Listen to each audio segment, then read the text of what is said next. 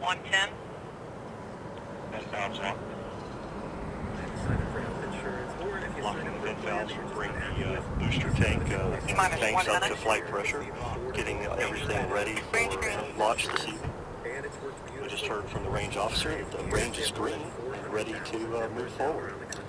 The range is green. That is a big step moving forward. Everything's clear. Basically mean there's nothing to impede launch, nothing out there in the water, nothing out there in the air.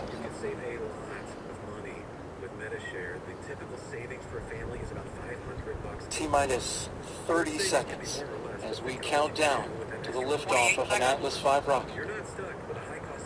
25. Go Atlas. Go dark. Go solid order.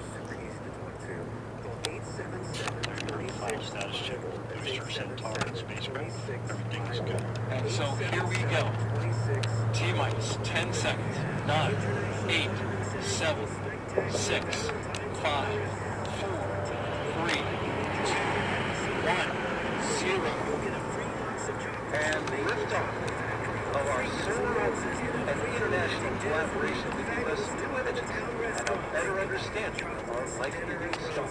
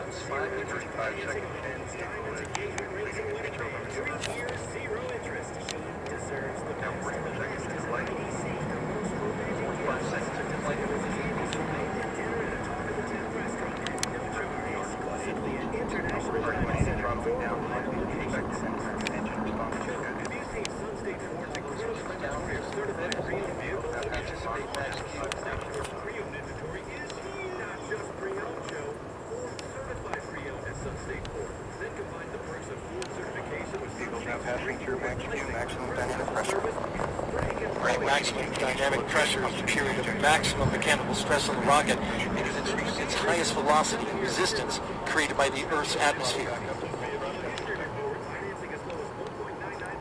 Made it through, and they're throttling back up. And standing by for SRB burnout.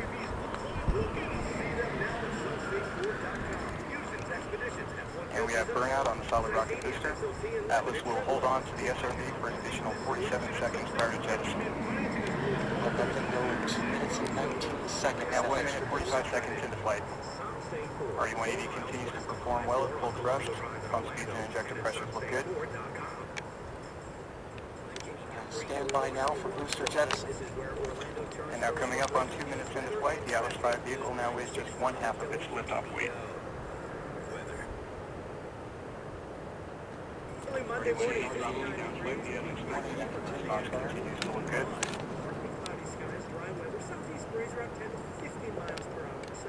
And standing by for SRB jettison shortly. What's your Here we have good indication. There it goes. Solid rocket booster. Atlas V has gone to 2 hours and close to steering. Vehicle body rates look good. Now 2 minutes 35 seconds into flight. 3 minutes.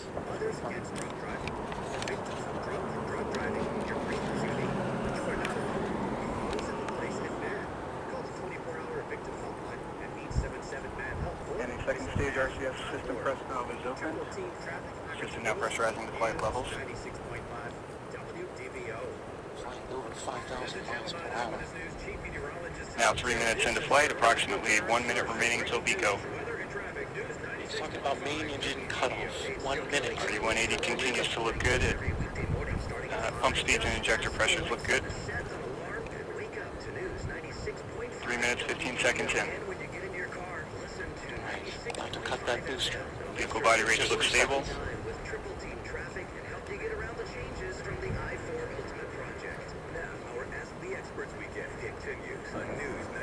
Now 3 minutes, 30 seconds in.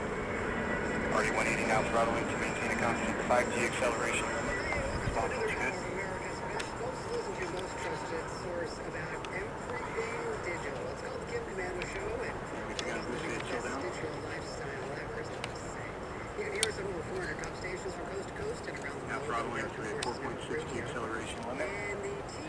shield down is ended, standing by for BECO.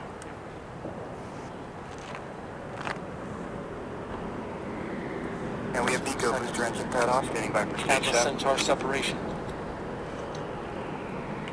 And we have good indication of Atlas Centaur separation.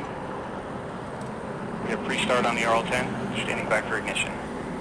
Next major milestone is the payload fairing. It comes off. We have ignition and full thrust on the RL-10. Chamber pressure looks good. Body rates look good. And we have good indication of payload fairing jettison. Right. This first burn of today's mission will last approximately 8 minutes.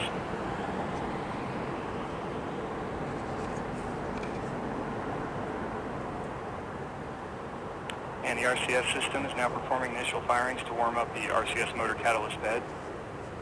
System response looks good.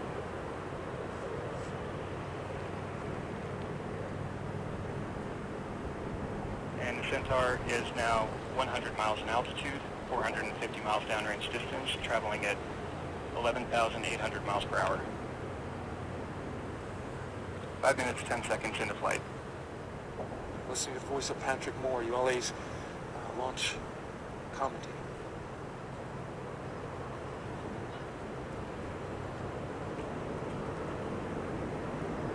Centaur propellant utilization system has gone to closed loop control. Flight is looking very good at this point. And RCS system now performing periodic firing for thermal conditioning of the system. System response looks good.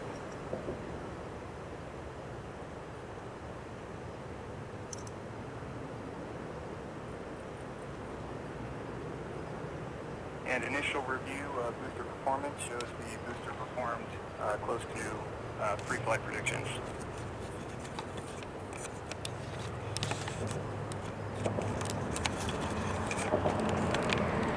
So the next major milestone will be in Centaur first cutoff. We've got around, I'd say, 5 to 6 minutes before that. Let's bring Nick back in. What did you think about liftoff and the flight and separation? It looked pretty good from here. Yeah, as we were listening to Patrick there, Centaur had all the marker days. Here all the marker days were good, and it seems like first stage performed very nominal, and RD-20 performed very well to get the first stage and Centaur on its way. So things are looking really well in this flight. And Centaur performing thrusts of about 22,000 pounds and flying in what Nick has been described to me as a very exact entry into orbit. It's not going all the way around the Earth, but it does have to have a certain amount of precision because it's a partial orbit around Earth. Yeah, this first burn will get Centaur and Solar Orbiter into a semicircular orbit as we come around the Earth, and then we will get ready for our main engine start number 2, and that will get us onto our transfer trajectory orbit, or transfer trajectory to head off toward the sun. So yeah, Centaur has to perform very well on this first burn to get into that semicircular park orbit. And it's a lot of power that's needed in order to get this thing going, because she's going off into the deeper part of space, headed to the sun.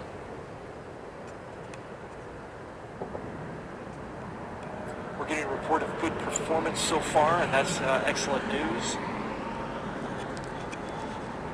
The team here, Mick, talk about the reaction at this point for the launch team. We heard a little bit of a celebration behind us. Yeah, the team doesn't really get too excited here, but it is a mark event of first stage separation is important. Getting main engine start is very important too, as you said, getting Centaur on its way. The Aerojet Rocketdyne RL-10 performing very well right now in this first burn. But the team is starting to look at their data, continuing to follow the Centaur in flight on real-time data. The booster team is looking at their data after first stage separated to make sure everything performed well, doing a quick look of everything to make sure there's no anomalies in the flight so far, and so far we haven't seen anything or heard. So things are performing very well for this flight for Solar Orbiter on its way. That's good news. Certainly for our European partners who are collaborating in this effort. The Solar Orbiter plans to unlock quite a few mysteries of the sun, as we have learned in the weeks rolling up to this. And there's been a lot of time and effort that the teams have put into building this spacecraft, and then of course preparing for launch, many years in the making. As we listen in now, we're getting a little more of an update. So far, continues to have good flight. This orbit, you were talking a little bit about this transfer orbit. It's using a planetary assist to get to its location ultimately, right?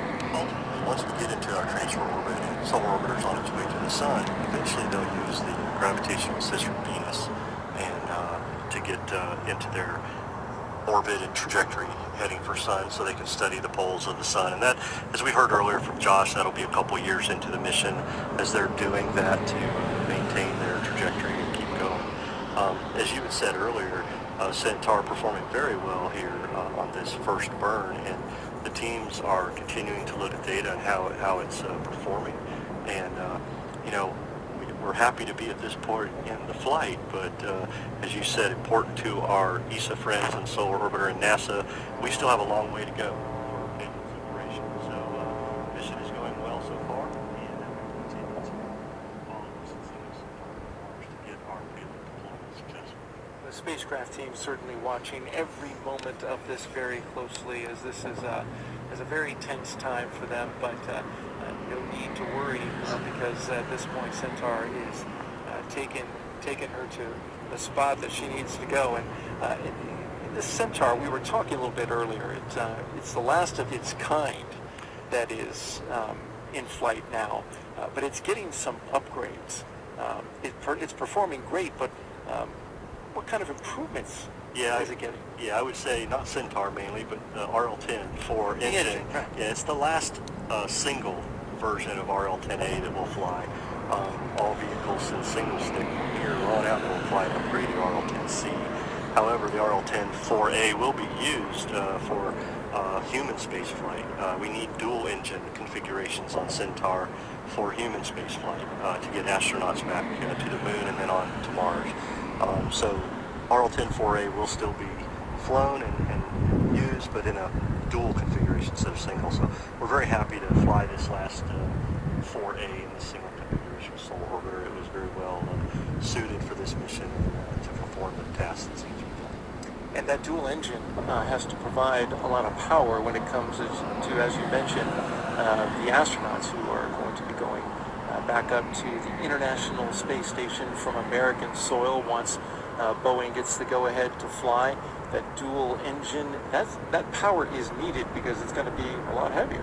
A lot heavier, and we want more energy and controllability from the Centaur. We also have that dual engine setup for redundancy and controllability there.